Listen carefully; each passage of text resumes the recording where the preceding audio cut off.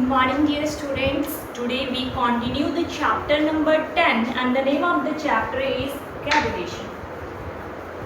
हमने last class में इस चैप्टर को स्टार्ट किया था और हमने लास्ट क्लास में what is gravitation, what is the centripetal force and the universal law of gravitation को स्टडी किया था। आज हम उसको आगे कंटिन्यू करेंगे। तो सबसे पहले आपको बता दूं कि what are the importance of universal law of gravitation. हमने लास्ट क्लास में पढ़ा था कि जो यूनिवर्सल लॉ ऑफ ग्रेविटेशन है वो हमें क्या बताता है। वो हम उस टाइम पे हमने एक फार्मूला ड्राइव किया था, वो फार्मूला फोर्स का था और उस फार्मूले की हेल्प से हम किसी भी टू ऑब्जेक्ट के बीच में ग्रेविटेशन फोर्स फाइंड कर सकते हैं। तो उस फार्मूले की क्या इंपॉर्टेंस है, यूनिवर्सल लॉ ऑफ ग्रेविटेशन की क्या इंपॉर्टेंस है, आज हम वो स्टडी करें। सो सबसे पहले जो यूनिवर्सल लॉ ऑफ ग्रेविटेशन है उसकी हेल्प से हम ये एक्सप्लेन कर सकते हैं कि जो भी चीज़ें हैं अराउंड का अर्थ, जहाँ हम हैं अर्थ के ऊपर, हम सब एक अर्थ से बाइंड क्यों हैं, इसका रीज़न बताएगा यूनिवर्सल लॉ ऑफ ग्रेविटेशन। ठीक है, जब हम फोर्स फाइंड कर लेंगे हमारे अर्थ के बीच में तो हमें पता लग जाएगा कि हम अर्थ पे क्यों हैं, या सारी चीज़ें अर्थ के साथ क्यों बाइंड हो रही हैं, क्योंकि वहाँ पे gravitation. Second, it is responsible for the motion of the moon around the earth. जो ग्रेविटेशन है वो किस चीज़ के लिए रिस्पॉन्सिबल है, मून की मोशन, अर्थ के अराउंड मून की मोशन के लिए रिस्पॉन्सिबल है gravitation. Next, it is responsible for the motion of the planets around the sun. Next है कि वो जो प्लैनेट है सन के अराउंड रिवॉल्व कर रहे हैं, उसका रीज़न क्या है, उसका रीज़न भी ग्रेविटेशन है। So with the help of universal law of gravitation we can explain these things. And the next is gravitation force of moon cause tides in seas on earth. Seas में जो tides आती है वो gravitation force की वजह से होती है। वो ग्रेविटेशन फोर्स किसकी होती है, मून की। जब मून पास होता है तो बहुत ज़्यादा अट्रैक्ट करता है तो टाइड्स हाई होती हैं। तो ऐसे जो सीज में टाइड्स आएंगी वो किसके कारण आती है, ग्रेविटेशन फोर्स ऑफ मून के कारण। तो ये चीज़ भी यूनिवर्सल लॉ ऑफ ग्रेविटेशन की हेल्प से हम एक्सप्लेन कर सकते हैं। ठीक है, तो ये तो था what are the importance of universal law of gravitation. And the next topic है जो इस चैप्टर का, वो है फ्री फॉल। सबसे पहले हमें ये पता होना चाहिए कि फ्री फॉल का मतलब क्या है। फ्री फॉल का मतलब है जब कोई बॉडी एक हाइट से अर्थ की तरफ आती है, एक हाइट से अर्थ पे गिरती है बिना किसी एक्सटर्नल फोर्स के, सिर्फ ग्रेविटेशनल फोर्स के कारण अगर कोई चीज़ एक हाइट से नीचे गिरती है तब हम उसको बोलते हैं फ्री फॉल।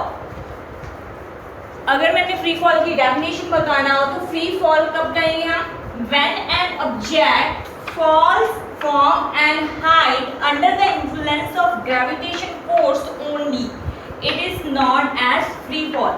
जब कोई बॉडी एक हाइट से नीचे गिर रही है, फॉल कर रही है, एक हाइट से फॉल कर रही है बिना किसी एक्सटर्नल फोर्स के, सिर्फ कौन सी फोर्स होगी वहाँ पे, ग्रेविटेशनल फोर्स।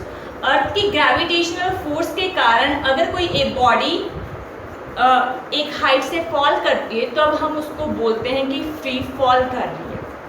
ठीक है, वहाँ पे हम कोई और एक्सटर्नल फोर्स नहीं अप्लाई कर रहे, सिर्फ अर्थ के ग्रेविटेशनल फोर्स के कारण, अर्थ की ग्रेविटेशन पुल के कारण ही वो एक हाइट से फॉल करके अर्थ की तरफ आती है, अर्थ के ऊपर आती है, अर्थ के ऊपर गिरती है।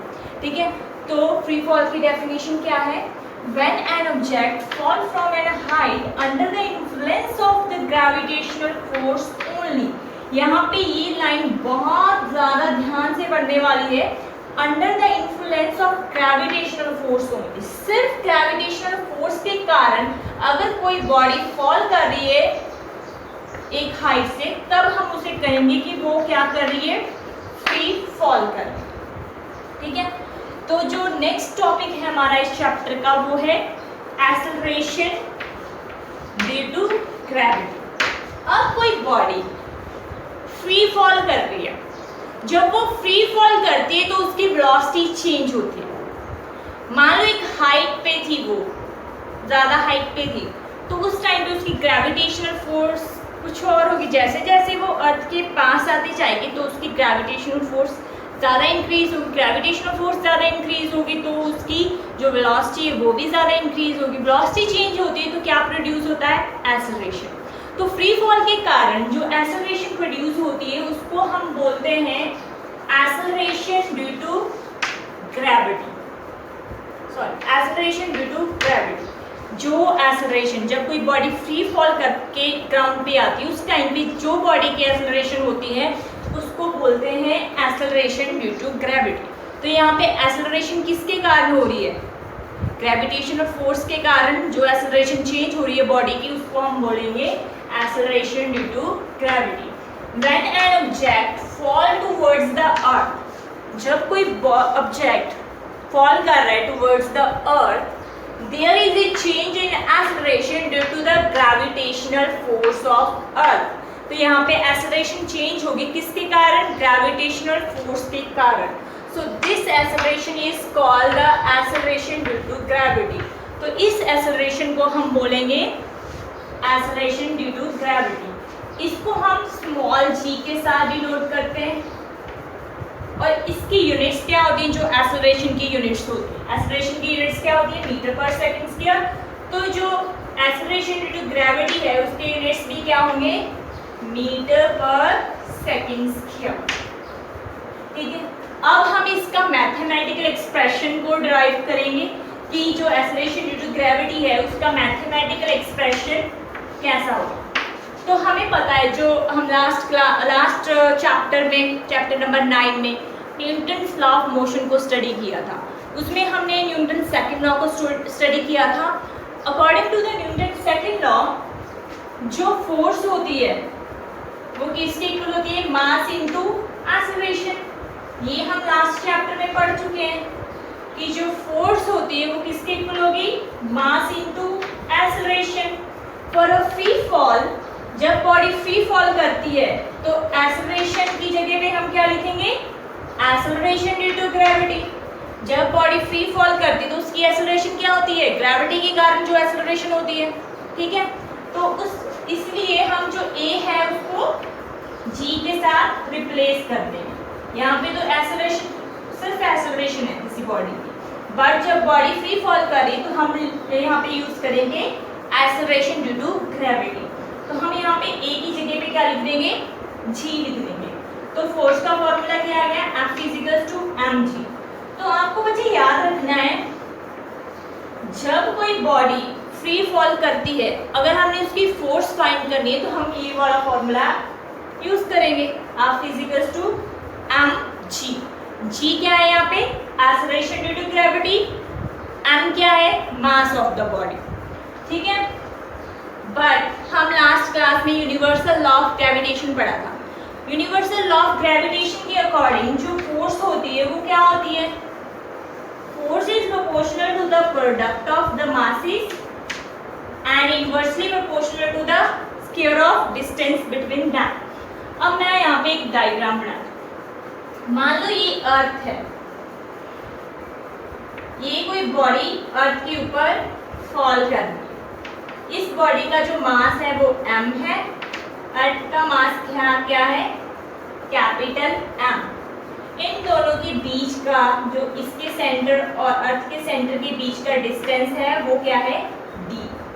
ठीक है, तो ग्रेविटेशनल फोर्स कितनी होगी? F = Gm/m/d²। ठीक है जी, हम लास्ट क्लास में ये वाला फॉर्मूला हमने पढ़ा था। ठीक है, अब जब हम इन दोनों इक्वेशंस को, इक्वेशन 1 और इक्वेशन 2 को इक्वेट करवाएंगे तो mg किसके इक्वल आ जाएगा? Gmm/d²।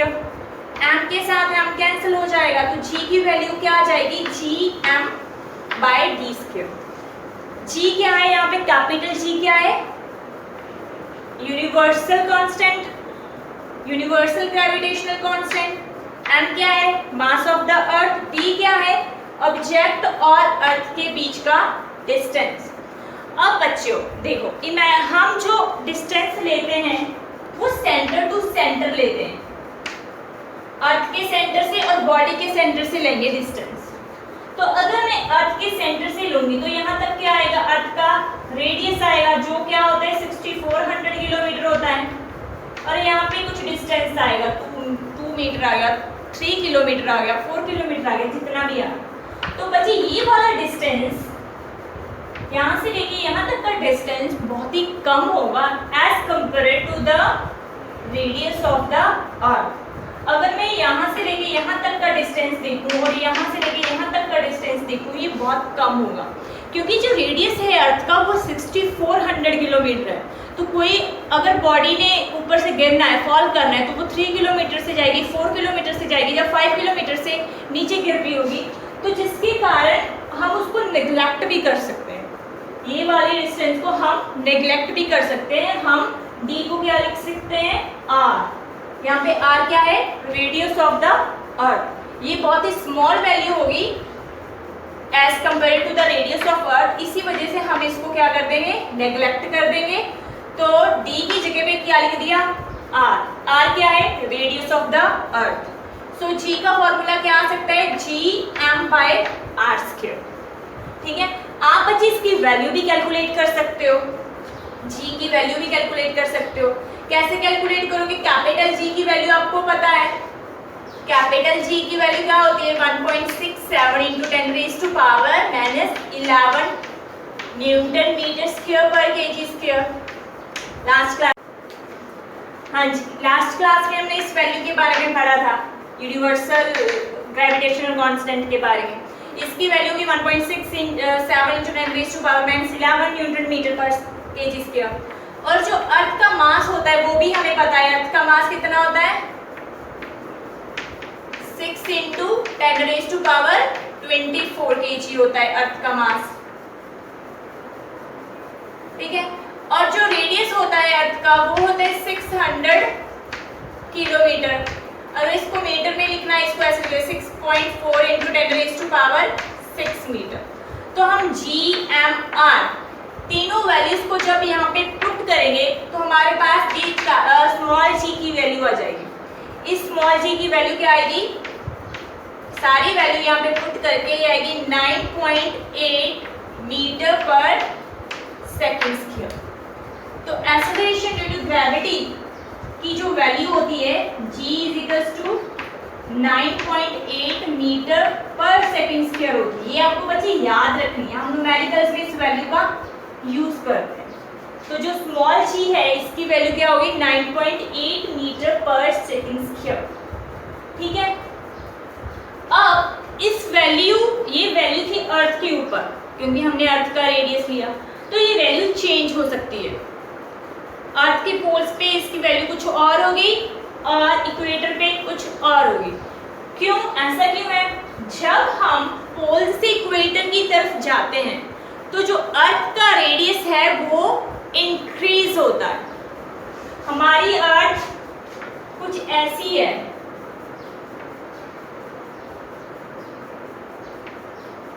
तो जब हम पोल से इक्वेटर की तरफ जाते हैं तो इसकी वैल्यू इंक्रीज होती है, क्योंकि यहाँ पे जो रेडियस है वो इंक्रीज हो रहा है, सॉरी चेंज होती है। जब हम पोल से इक्वेटर की तरफ जाएंगे तो जी की वैल्यू चेंज होगी, क्योंकि जो पोल्स हैं वहाँ पे रेडियस कम होगा एज कंपेयर टू इक्वेटर। अगर पोल्स पे रेडियस कम होगा तो जी की वैल्यू क्या होगी, ज़्यादा होगी। तो G is greater at poles than equator। G की वैल्यू इक्वेटर पे कम होगी और पोल्स के ऊपर ज़्यादा होगी, क्योंकि पोल्स पे अगर रेडियस देखिए अर्थ का वो कम होता है as compare to equator. Next जो फैक्टर है वो ये है कि अगर हाइट इंक्रीज होती जाएगी, अगर कोई बॉडी बहुत ज़्यादा हाइट से गिर रही है, फॉल कर रही है, तो उस टाइम पे भी जो g की वैल्यू होगी वो चेंज होगी, वो डिक्रीज होगी। d इंक्रीज होगा, d इंक्रीज होगा तो वैल्यू ऑफ g क्या होगी, d इंक्रीज होगा तो g क्या होगा, d इंक्रीज होगा तो g डिक्रीज होगा। d इंक्रीज करेगा, ज़्यादा हाइट पे अगर अगर कोई चीज़ फॉल करेगी तो जी की वैल्यू वहाँ पे कम होगी। तो ये तो थे factor which affect the value of G. ठीक है, तो ये बहुत ही इंपॉर्टेंट टॉपिक है बच्चे, एक्सेलरेशन ड्यू टू ग्रेविटी। ये सारी चीज़ें बहुत इंपॉर्टेंट हैं। अब ये फॉर्मूला बहुत इंपॉर्टेंट है और ये वैल्यू जो जी की वैल्यू आई है 9.8 मीटर पर second, it is very important value, तो आपको ये याद रखनी है। ठीक है, और कई बार क्वेश्चन पूछ लेते हैं कि जो एक्सेलरेशन ड्यू टू ग्रेविटी की वैल्यू है वो पोल्स पे ज़्यादा होगी चाहे इक्वेटर पे, तो आप बता सकते हो ना कि पोल्स पे ज़्यादा होगी एज कम्पेयर टू इक्वेटर। अगर हाइट इंक्रीज करेगी तो वैल्यू ऑफ जी डिक्रीज करेगी। तो ये सारी चीज़ें आपको बहुत ध्यान से पढ़नी है और इससे रिलेटेड न्यूमेरिकल सॉल्व करने, ये वाला फॉर्मूला, ये वाला फॉर्मूला, ये वाला फॉर्मूला, इन तीनों से रिलेटेड जो भी न्यूमेरिकल्स हैं आपकी एक्सरसाइज में आपने सॉल्व करने हैं और हम डिस्कस भी करेंगे क्लास में। सो थैंक यू बच्चे, हैव अ नाइस डे।